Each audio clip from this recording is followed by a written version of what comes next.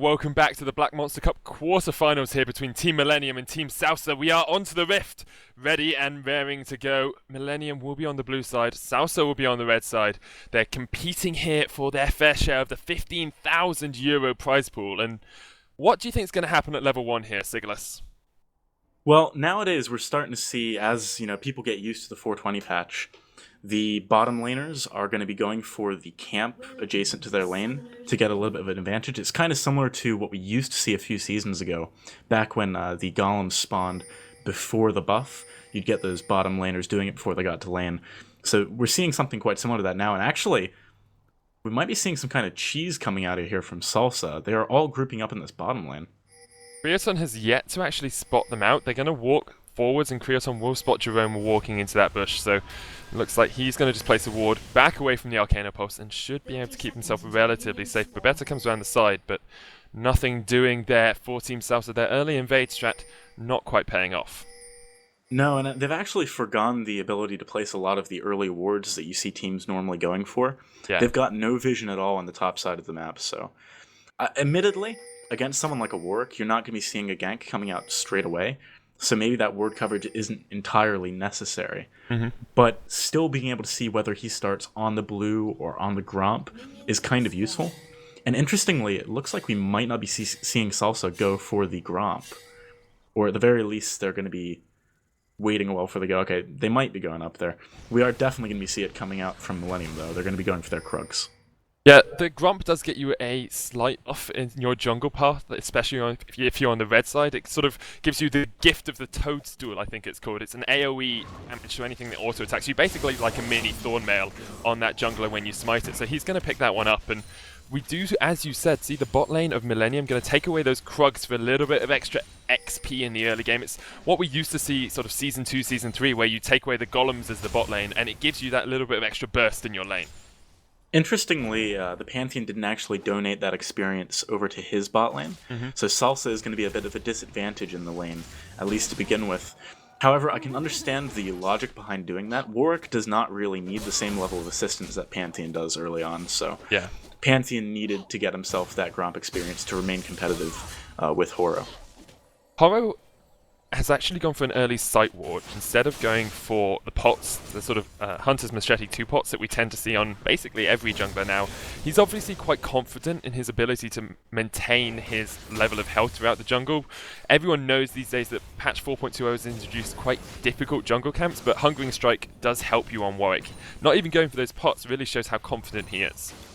Yeah, in addition to that Hungering Strike, you've also got his passive Eternal Thirst, which similarly keeps you sustained. And actually, back in the day when we used to see more of the new jungle and occasionally fiddle jungles, picking up wards early on was something that they could afford to do, and it gives your team a little bit of an extra edge.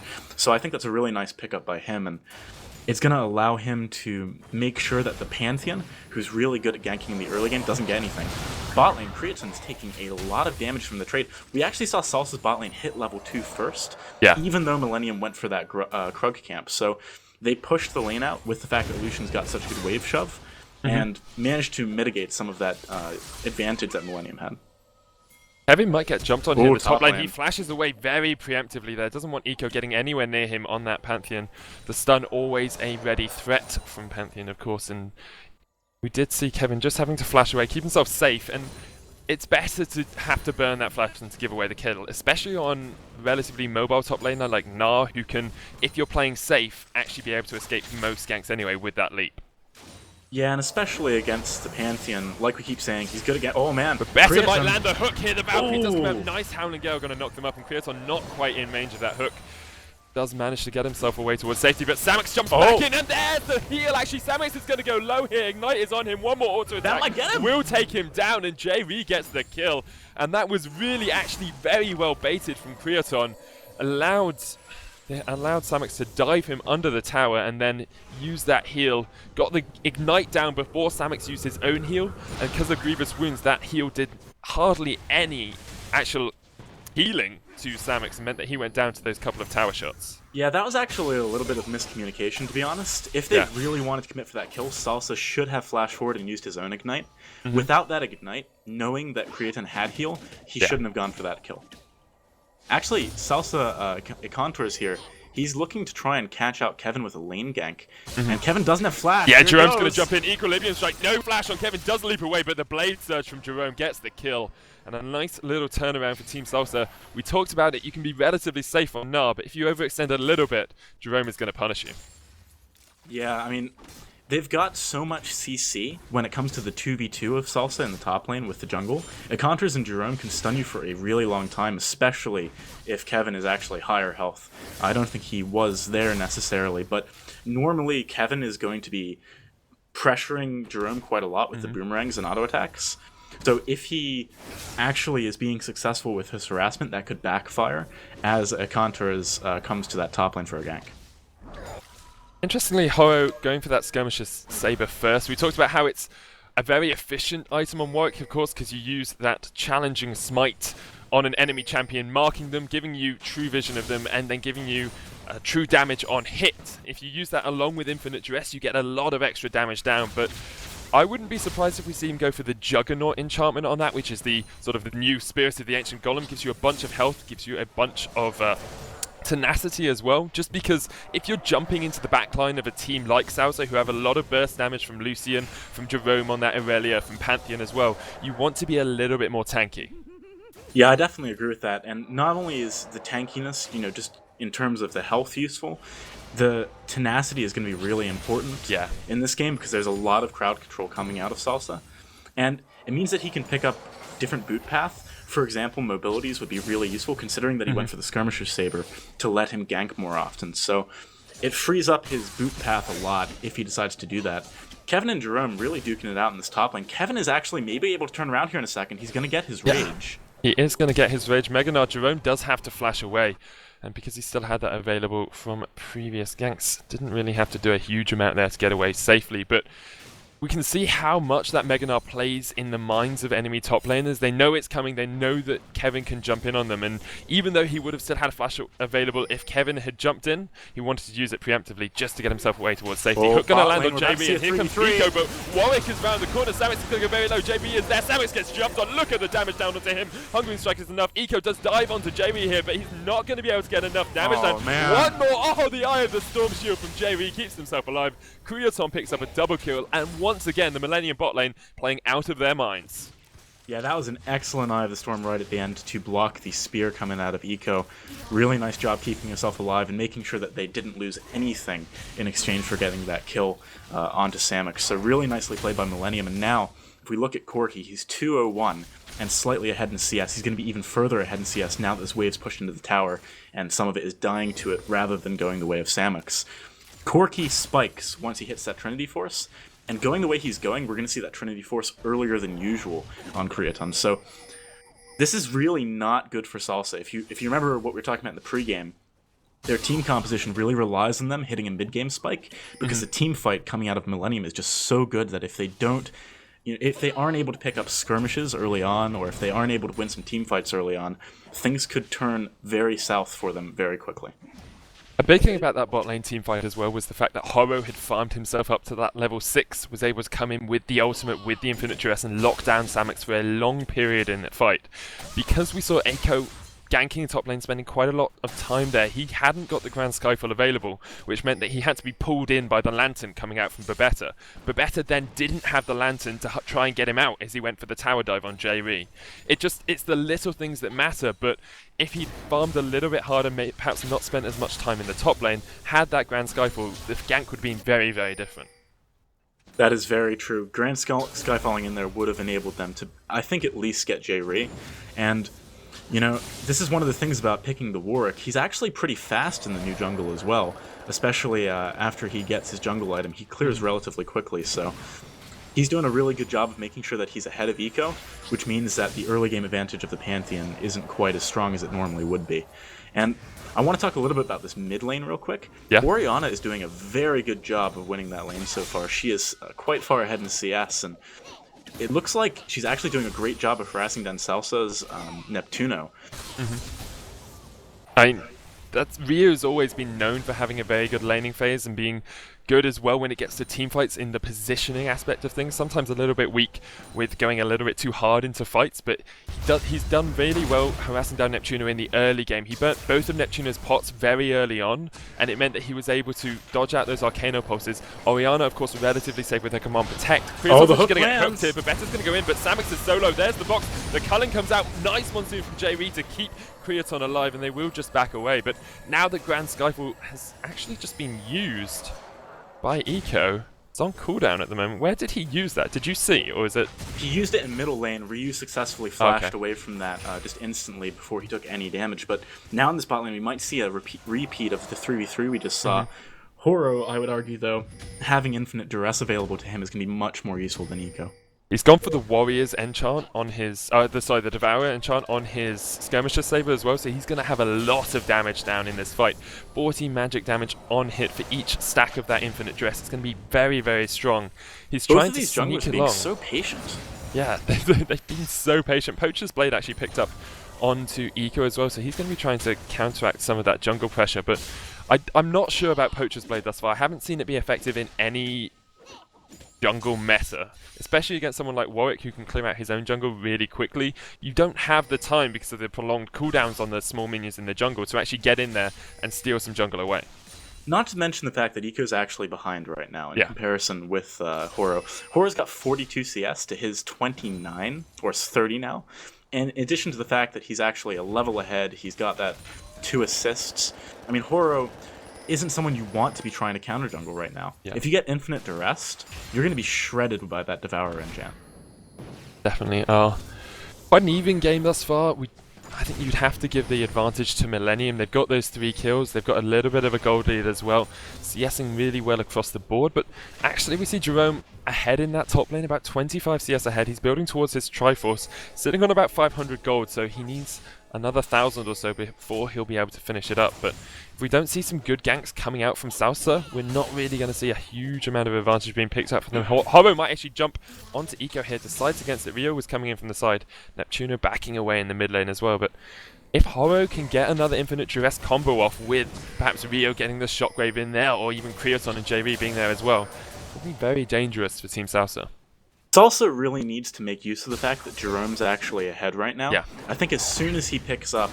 man, he's going to get jumped and he smited away the Scuttling Crab, but look at the damage, and that was very aggressive from Eco to get the Scuttling Crab. They lose their jungler, and they're probably going to lose the Dragon away from this as well. Horo has started it along with J-Ree. They can probably tank this one up just by themselves. The Hungering Strike on Horo will keep himself nicely topped up, and it doesn't look like we're going to see any pressure coming down from Team Salsa. Yeah, I mean, the fact that Kevin also has his teleport means that if Jerome goes down, it's going to be both of the top laners there, most likely. And the fact that the wave was pushed the way it was a good thing for Salsa. I mean, it was up against the Tower of Millenium. They had room to move into the river, but unfortunately, Neptuno was struggling against Ryu and couldn't walk down. So that was a very free Dragon, actually, for Millenium. And, you know, Dragon obviously changed in the recent patch. It now gives a stacking bonus instead of that gold. Yeah. And I'd argue that it's just a lot better at most stages of the game. But getting the 8% AD and AP... Oh, Kevin actually needs to be a little bit careful here. He's got that counteracting damage, though, from the Hyper. He's going to get a Boomerang Blade out. And as well, you see Jerome having to flash away mid lane. Look at that. Eco goes in onto Ryu, but going to get taken down. And Grand Skyfall not available either. Just had to come in for the gank. Neptuno is there. A great Shockwave used by Ryu in the mid lane. Yeah, I mean, fortunately for Neptuno, Horo didn't have the Infinite Duress there. If he did, that would have been an easy double kill for Millenium. But actually, the blue buff is going to get warded down by J-Ree, and it wouldn't surprise me too much to see Horo heading over there after this blue, considering the fact that Eco is coming all the way from base. Yeah. Although it looks like it might not happen quite as quickly as he needs it to. But they do need to be a little bit careful. They're sitting on quite a lot of gold as a team, and you have to remember when the enemy's gone...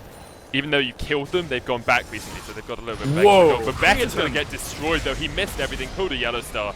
Gets taken out by Creaton and J-Ree. Creaton's damage right now is absolutely insane, and this is what I was talking about with the mid-game power spike coming out of that Trinity Force.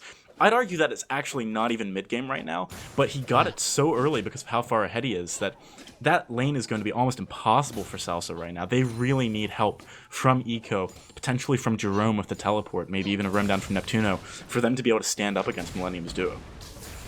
Horo and Kevin are going to push in this top lane tower. Lots of damage coming out from Horo with that Hungering Strike. Of course, being able to just push out lanes really, really quickly on Warwick, and that is going to be the first turret of the game. Going down to Millenium, they are in a 4,000 gold lead, 5 kills to 1 at the moment. They've got that first dragon as well, giving them the extra AD and AP as you were talking about.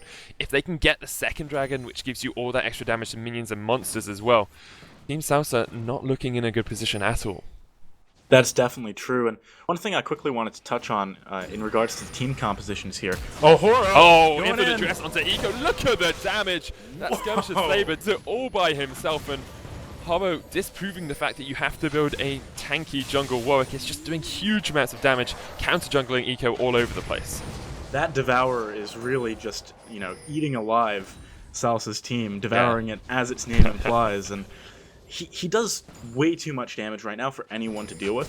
Even if he were to jump on to Jerome, I think he would probably chunk him very Shockwave hard. onto Neptuno. Horo is there. The heal is used by Neptuno to get himself away towards safety. Of course, no infinite duress for another 60 seconds or so. But Better goes in, gets the play, but a nice Monsoon by JV will keep Creaton alive. Jerome has come down with that teleport as well. Here comes Teleport Kevin. has been used. Jerome's going to try and jump onto JV, but nice heal. Kevin is in here. Jerome does get the first kill onto JV. He's going to turn onto Creaton. Grand Skyfall coming out as well. The hook doesn't quite connect. Eco's going to come into the back line of that fight, but look at the damage coming out from Creaton. They're going to jump onto Eco. Oh, the Lantern will save him for a second, but Kevin is still there. Boomerang from long range.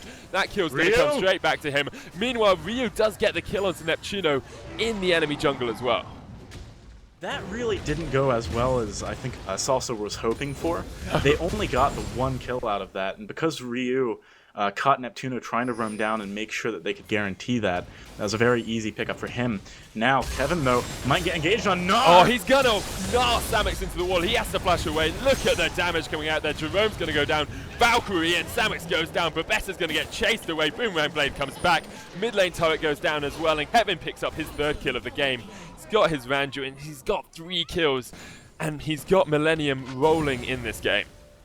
Man, the combination of Corki and Gnar is ridiculous. Corki shreds 6 armor per second, whilst the enemy is in his Gatling gun right now, and Gnar obviously dealing primarily physical damage. Oh, Shockwave in the mid lane, though! Shockwave in the mid lane. Neptuno gets destroyed with that infinite duress as well. So much damage coming down from Millenium, and you talked earlier about the mid-game power spike for Team Salsa. I think we're seeing Millenium's power spike right now. 13 kills to 2 up, 9,000 gold in the lead, and I was going to mention this earlier actually, Sigalus. The gold differences we're seeing in patch 4.20 are a lot less than the gold differences we used to see, because Dragon doesn't give you gold anymore, but Millenium showing you can still be dominant in all areas of the map and have a huge gold lead early in the game. Yeah, and they were really doing that down to the fact that they got the Warwick pick. He has done so much work in that bottom lane. That meant that Creaton just got so far ahead that he didn't need him anymore. Then Horo went to the middle lane. Like, he can pretty much just roam around the map and kill anyone he wants to. Kevin, though, needs to be careful here. Yeah, he does, because here comes Jerome. Equilibrium strike onto him, but Better's there as well. It's the hook and the connect. That's the big question. Is he going to turn Jerome around? Actually backing away, because here comes Meganar, slows down, but Better with that bit of rubble. He pops the box, he gets walloped though, and Kevin's going to keep chasing this one, because Ryu is coming up through the jungle. Salsa needs to back away, but Better gets caught again. Here comes Ryu, he has Shockwave, he's going to turn on to Jerome. There's the Shockwave, Jerome has to flash away. They do manage to get away towards safety, but what looked like a good 2v1 for Team Salsa, they end up losing a teammate. This is the problem with letting Gnar through. He is so good at kiting. You know, 1 or 2 boomerangs and he's made a huge amount of distance between you, especially due to the fact that he can use his boomerangs from such a long range away. Yeah. And it's so hard to actually get onto him with the composition that we see coming out of Salsa. They don't have anyone who can actually engage as hard as they need to on him in skirmishes unless you land that hook. And unfortunately, the minion wave was there, so Babetta couldn't actually get it around the minions, which meant that Kevin could just walk back, turn around when he felt like it as soon as he got his Rage Gene up. So it was a really nice play by Kevin to pick up that kill. And actually, the cooldown on his ultimate, Gnar, only just came up there. He might not have gotten Babetta had that not come off cooldown when it did. Rio, of course, coming from the side, would have definitely cleaned them up. Horo almost soloing that dragon out, and we do see Xerath actually popping right with the arcane, trying to get some damage down in the mid lane. Zephyr's going to come out, and JV's a little bit overextended, but Infinite Duress is available. Horo's coming in. Look at the damage. Half of Neptune's health is gone. Samus gets jumped on. Creaton helps pick up that kill. Horo actually on a rampage now, 4-0. though. And mid lane, Ryu is getting jumped on there by Jerome. They're going to try and turn it around, but Horo coming in from the side. The hook doesn't connect, and Babetta's going to have to back away. Look at that! So much coming out from Ryu. Orianna tends to be a mid to late game power spiking champion, but when you've got Rabadon's Anathenes and Holy Grail at 20 minutes, absolutely huge. Surrender vote comes out, 16 kills to 2, and Millenium take the first game in this best of 3. That was basically a 20-minute surrender. That is absolutely crazy.